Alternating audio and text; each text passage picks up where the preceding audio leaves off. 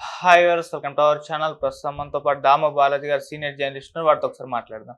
నమస్కారం సార్. నమస్తే. సార్, యోగి ఆదిత్యనాథ్ గారు, ఈయన పేరు చెప్తే మనకు మెయిన్గా గుర్తొచ్చేది బుల్డోజర్లే సార్. సోషల్ మీడియాలో కూడా ఆ విధంగానే పోస్టులు పెడుతూ ఉంటారు. అయితే ఇప్పుడు ఆయనకు సుప్రీంకోర్టు షాక్ ఇచ్చేసింది. బుల్డోజర్లతో కూల్చివేతలు ఏవైతే ఈయన చేస్తున్నారో దాన్ని ఆపేయాలి అని చెప్పేసి ఒక స్టేట్మెంట్ అయితే ఆదేశాలు అయితే ఇచ్చేసింది సార్. మరి ఎటువంటి ఆదేశాలు ఇంకా జారీ చేసింది సుప్రీంకోర్టు? మరి ఇక్కడ తెలంగాణలో కూడా హైడ్రా పేరుతో కూల్చివేతలు జరుగుతున్నాయి కదా, అవేమన్నా దీనికి అప్లికేబుల్ అవుతాయా సార్? మామూలుగా నువ్వు అన్నట్టు బాబా, ఈయన పేరే బుల్డోజర్ బాబా. సో యోగి ఆదిత్యనాథ్ అనగానే బుల్డోజర్ బాబా అనే పేరే గుర్తొస్తుంది. అట్లాగే రెండోది ఎన్కౌంటర్స్. ఈ రెండు ఆయన నోటోరియస్. బుల్డోజర్లతో విపరీతంగా ఇల్లు కూలగొట్టడం.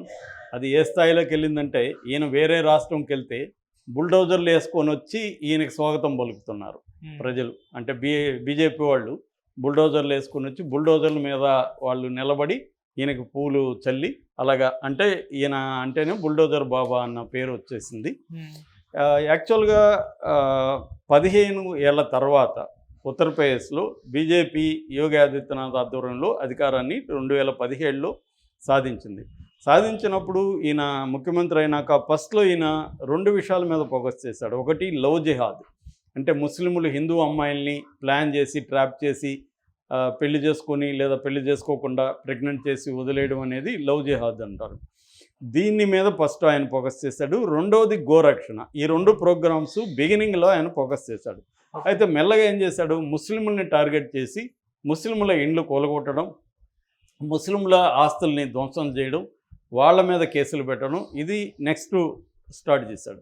ఆ తర్వాత ఏం చేశాడు, మాఫియాలు గ్యాంగ్స్టర్లని ఎన్కౌంటర్లలో లేపేయడం, క్రిమినల్ గ్యాంగ్స్. ఎందుకంటే ఉత్తరప్రదేశ్లో క్రిమినల్ గ్యాంగ్స్ చాలా ఎక్కువ ఉంటాయి. అందువల్ల ప్రజలకి చాలా ఇబ్బంది ఎప్పటి నుంచో ఉంది. ముఖ్యంగా సమాజ్వాదీ పార్టీ కావచ్చు, ఇటు బహుజన సమాజ్ పార్టీ కావచ్చు, అంటే మాయావతి, ఇటు ములాయం సింగ్ యాదవ్, వీళ్ళ బ్యాచ్లో ఈ గ్యాంగ్స్ ఎక్కువ ఉన్నాయని చెప్పి వీళ్ళని ఎన్కౌంటర్లో లేపేయడం. వాళ్ళకి కోర్టు లేదు, చట్టం లేదు, ఏమీ లేవు, లేపేయడం. అలాగే పెద్ద ఎత్తున ఎన్కౌంటర్లలో లేపేశారు. దాదాపు 10,000 ఎన్కౌంటర్లు జరిగాయని కూడా ఒక వార్త ఉంది. సో ఈ 2 మోడల్స్లో అతను పాపులర్ అయిపోయాడు. దేశవ్యాప్తంగా అతనికి ఫ్యాన్స్ పెరిగిపోయారు.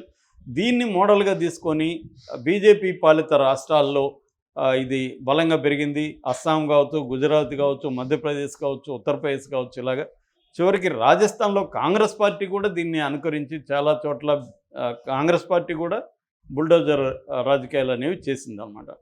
ఈవెన్ ఈయన యోగి ఆదిత్యనాథ్ ముందు లేదా ఇలాంటిదంటే ఉంది. ఉత్తరప్రదేశ్లో మాయావతి కూడా మాఫియా బ్యాచ్కి చేసింది. అయితే ఈయన యోగి ఆదిత్యనాథ్ కేవలం మాఫియాల మీద కాకుండా అక్రమ కట్టడాల పేరుతో చేశాడు. రోడ్డు వైడనింగ్ కోసం ఇల్లు బుల్డోజర్తో కూలగొట్టాడు.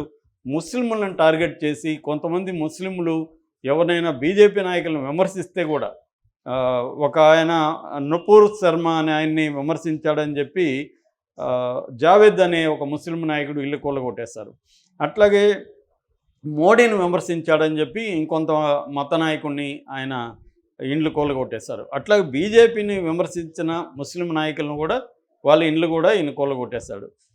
అట్లాగే మత కలహాలు జరిగినప్పుడు ఆ పేరుతో మత కలహాల్లో నష్టపోయిన ముస్లింలు ధర్నాలు రాస్తారోకోలు చేస్తే ఆ నాయకుల ఇండ్లు కూడా కూలగొట్టేశారు. ఇక గ్యాంగ్స్టర్ ఇండ్లు కూడా చాలామంది గ్యాంగ్స్టర్లు అజ్ఞాతంలో వెళ్ళిపోతే వాళ్ళ ఇండ్లు కూలగొట్టేశాడు. ఇలాగా ఆయన బుల్డోజర్ ఉపయోగించడం, చివరికి సీఎం అనుకుంటే ఎవరింటికి బుల్డోజర్ వెళ్తుందో తెలియని ఒక భయంలో బతికే పరిస్థితి క్రియేట్ అయిపోయింది. దీనికి వ్యతిరేకంగా చాలా సంఘాలు, లాయర్లు సుప్రీంకోర్టులో పిటిషన్లు వేశాడు.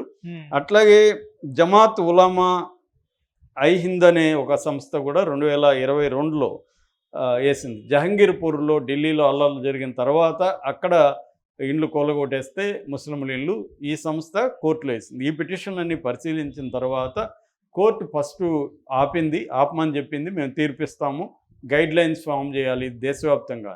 ఇది కేవలం ఈ రాష్ట్రాలు, నేను అన్నట్టు కాంగ్రెస్ పాలిత రాష్ట్రాల్లో ఉంది. ఇక్కడ కూడా మన రేవంత్ రెడ్డి హైడ్రా పేరుతో ఇదే చేశాడు. నోటీసులు ఇవ్వకుండా చాలా ఇండ్లు కూలగొట్టేశారు. చివరికి నాగార్జున ఎన్కన్వెన్షన్ స్టే ఉంది ఆల్రెడీ కోర్టులో. దాన్ని కూడా కూలగొట్టేశారు. 15 నిమిషాల్లో వస్తుంది, తెల్లారితో 4-5 గంటలకి 15 మినిట్స్లో కూల్చేసి వెళ్ళిపోతున్నారు. సో ఇది దీని పట్ల ఇక్కడ కూడా హైకోర్టు ఆగ్రహం వ్యక్తం చేసింది. దీని పట్ల ఇప్పుడు దేశవ్యాప్తంగా ఇలాగ అనేక కారణాలతో ప్రజల ఇండ్లు కూలగొడుతున్నారు. దీన్ని సుప్రీంకోర్టు సీరియస్గా తీసుకునింది. ద్విసభ్య ధర్మాసనం BR Gavai and justice KV Viswanathan ఇద్దరితో కూడిన ధర్మాసనం నిన్న ఒక తీర్పు ఇచ్చింది. కొన్ని గైడ్ లైన్స్ ఫామ్ చేసింది.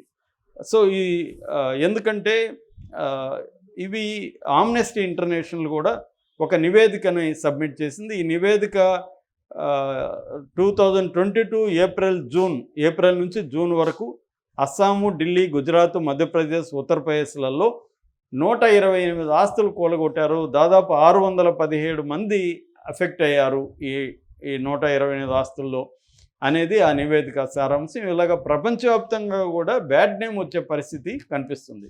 అందుకని సుప్రీంకోర్టు సీరియస్గా తీసుకొని కొన్ని గైడ్ లైన్స్ ఫామ్ చేసింది, కొన్ని కామెంట్లు కూడా చేసింది. ఆ కామెంట్లు ఏంటంటే ఎగ్జిక్యూటివ్ అంటే ఇప్పుడు మనకి జ్యుడిషియరీ, ఎగ్జిక్యూటివ్ రెండు ప్రధానంగా ఉంటుంది. అంటే నిర్వాహక శాఖ, శాసనశాఖ, తర్వాత న్యాయశాఖ. ఈ మూడు ప్రధానమైన అంగాలు ఎనీ ప్రజాస్వామ్య దేశంలో. సో అంటే చట్టాలని తయారు చేయడం పార్లమెంటు వాళ్ళు, దాన్ని ఎగ్జిక్యూట్ చేసే బ్యూరోక్రసీ, దాని రాజ్యాంగబద్ధంగా ఉన్నాయా లేవా, అమలులో ఏమన్నా ప్రజా వ్యతిరేకంగా ఉన్నాయా, చట్టాలకు లోబడి అందరూ ఫాలో అవుతున్నారా లేదా అనేది చూసేది న్యాయశాఖ. సో ఇప్పుడు వీళ్ళు ఏం చెప్తున్నారు, ఈ జడ్జెస్ ఏం చెప్పారంటే, మీరు ఒక వ్యక్తి నేరం చేశాడా లేదా అనేది మీరే డిసైడ్ చేస్తున్నారు. అతను నేరస్తుడు అంటున్నారు. అతని నేరం చేశాడా లేదో ప్రూవ్ కాకుండా మీరు నమ్ముతున్నారు అతను నేరం చేశాడని. నమ్మి మీరే పనిష్మెంట్ ఇస్తున్నారు. ఇది ఎవరు ఇచ్చారు మీకు? ఈ హక్కు మీకు లేదు. మీరు ఎగ్జిక్యూటివ్ బాడీ. అడ్జుడికేటరీ పవర్ అంటారు. అడ్జుడికేటరీ పవర్ అంటే డెసిషన్ మేకింగ్ పవర్. ఒక వ్యక్తి నేరం చేశాడా లేదనేది నిర్ణయించే అధికారం అడ్జుడికేటరీ పవర్. ఇది కోర్టులకు ఉంటుంది కానీ ఎగ్జిక్యూటివ్ బాడీకి ఉండదు. కార్యనిర్వాహక వర్గం ఉన్న చట్టాలను అమలు చేయాలి తప్ప మీరే చట్టాన్ని చేతులకు తీసుకొని అతను నేరం చేశాడని ఈ కలెక్టరే నిర్ణయించి ఈ కలెక్టర్ అతని ఇల్లు కూలగొట్టడం అనేది తప్పు అని కోర్టు చెప్పింది. మీరు ఇలా చేస్తే మీ మీద నేను చర్య తీసుకుంటాను. ఒకవేళ ఇల్లు ఎవరన్నా ఇలా కూలగొడితే మీరు సొంత ఖర్చుతో మళ్ళీ ఆ ఇల్లు కట్టించాల్సి ఉంటుంది. సో అని చెప్పి ఒక ఇల్లు కూలగొట్టాలంటే, ఇల్లు కానీ ఎనీ ప్రాపర్టీ కానీ కూలగొట్టాలంటే గైడ్ లైన్స్ ఏంటి అనేది ఫ్రేమ్ చేసింది. ఈ గైడ్ లైన్స్ని అన్ని ప్రభుత్వాలు ఫాలో కావాల్సిందే, కేంద్ర ప్రభుత్వం అయినా రాష్ట్ర ప్రభుత్వం అయినా. ఆ గైడ్ లైన్స్ ఏమంటే, ఎవరైనా అక్రమంగా కట్టున్నా లేకపోతే ఇంకోట వండుకుంటే 15 రోజుల ముందు నోటీసులు ఇవ్వాలి. ఆ నోటీసుకు వాళ్ళు స్పందించడానికి వాళ్ళకి అవకాశం ఇవ్వాలి. ఆ నోటీసుల్ని ఆ ప్రాపర్టీకి ఖచ్చితంగా అంటించాలి. తర్వాత 3 నెలల ముందుగా డీటెయిల్ పోర్టల్లో ఆ డీటెయిల్స్ పెట్టాలి. తర్వాత ఫిర్యాదుని వాళ్ళు ఏమన్నా ఫిర్యాదు కానీ చేస్తే మీరు నమోదు చేసుకోవాలి. వాళ్ళకి మాట్లాడే అవకాశం, వాళ్ళు ఫిర్యాదు చేసే అవకాశం ఇవ్వాలి. దాని తర్వాత కోర్టుకి పెట్టాలి, సబ్మిట్ చేయాలి. దాని తర్వాత డిస్ట్రిక్ట్ కలెక్టర్కి కానీ మేజిస్ట్రేట్కి కానీ ఇవ్వాలి. ఇన్స్పెక్షన్ రిపోర్టు, మీరు వెళ్ళిన ఇన్స్పెక్షన్ రిపోర్టు సబ్మిట్ చేయాలి. దాని తర్వాత డిమాలిష్ చేయాల్సి వచ్చినప్పుడు వీడియో రికార్డ్ చేయాలి. అట్లాగే డిమాలిషన్ రిపోర్టు కూడా సబ్మిట్ చేయాలి. సో ఇది ఎప్పుడు అక్రమ కట్టడం అయితే, అంతేగాని ఒక వ్యక్తి నేరం చేస్తే మీరు అతను ముద్దాయి మాత్రమే. ఆ ముద్దాయి ఇల్లు కూలగొట్టే అధికారం, ఆస్తి కూలగొట్టే అధికారం మీకు లేదు. ఎవరైనా అక్రమంగా ఇల్లు కట్టుకొని ఉన్నా, ఇంకొకటి కట్టుకొని ఉన్నా, ఇది ప్రొసీజర్ అక్రమం కట్టడానికి మాత్రమే. అట్లాగే రోడ్డు వైండింగ్లో కూడా వాళ్ళ ఆమోదం తీసుకోకుండా మీరు చేయడానికి లేదు. సో ఇది అంతేగాని నేరం చేశారనో, అతను ముస్లిం అనో, అతను క్రిస్టియన్ అనో అతను ఇల్లు కూలగొట్టడానికి లేదు. ఒక ఇల్లు కట్టుకోవడం అంటే భారతదేశంలో వాళ్ళు ఎంతో కష్టపడి ఒక డ్రీమ్ లాగా దాని మీద స్పెండ్ చేసి ఇల్లు కట్టుకుంటారు. అవి తరతరాలుగా ఉండాలనుకుంటారు. దాన్ని మీరు అతను ఏదో నేరం చేశాడని చెప్పి ఆ నేరం ప్రూవ్ కాకముందే, ప్రూవ్ అయినా కూడా శిక్ష చేయాల్సింది ఎవరు? కోర్టు అతని ప్రాపర్టీని ధ్వంసం చేయమని కోర్టు చెప్పదు ఎప్పుడు కూడా. అతను నేరం చేస్తుంటే ఆ చట్ట ప్రకారం, ఏ చట్ట ప్రకారం నేరం చేశాడో ఆ చట్ట ప్రకారం శిక్ష కోర్టు వేస్తుంది. మీరు వేయడానికి ఎవరు అనేది ఇది ఇంపార్టెంట్ ప్రశ్న.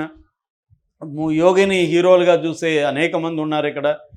ఈ భారత రాజ్యాంగాన్ని ఫాలో కావాలి, ఫాలో అవ్వకుండా నా ఇష్టం వచ్చినట్టు నేను చేస్తాను హీరోయిజం అంటే కుదరదు అనేది చెప్పింది. ఓకే. ఇప్పుడు యోగి దీన్ని చూస్తాడని, దీన్ని ఫాలో అవుతాడు లేదో చూడాలి. ఫాలో కాకపోతే సుప్రీంకోర్టు సీరియస్గా అవుతుంది.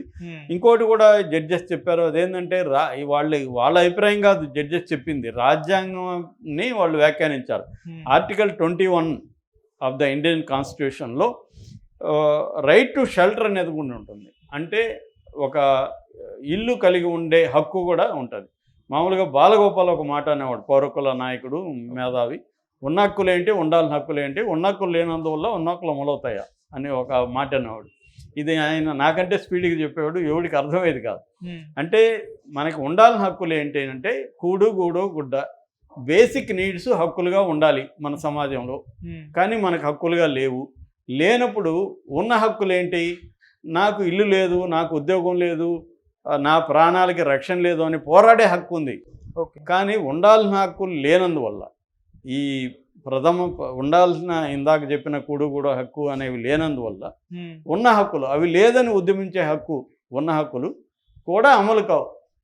అసలు హక్కులు లేదు కాబట్టి నాకు అవి లేదని చెప్పే హక్కు కూడా ఉండదు అనేది ఆయన ఉద్దేశం అనమాట. అందుకని ఉండాల్సిన హక్కులు ఏంటి, ఉన్న హక్కులు ఏంటి, ఉండాల్సిన హక్కులు లేనందువల్ల ఉన్న హక్కులు అమలవుతాయా అనేది ఆయన చెప్పేవాడు. సో అలాగా కోర్టు కూడా ఏం చెప్పింది, నీకు ఆర్టికల్ 21 ప్రకారం రైట్ టు షెల్టర్, ఆ హక్కుకి భంగం కలిగిస్తున్నారు. ఆ హక్కుకు భంగం కలిగించడం అంటే రాజ్యాంగ వ్యతిరేకంగా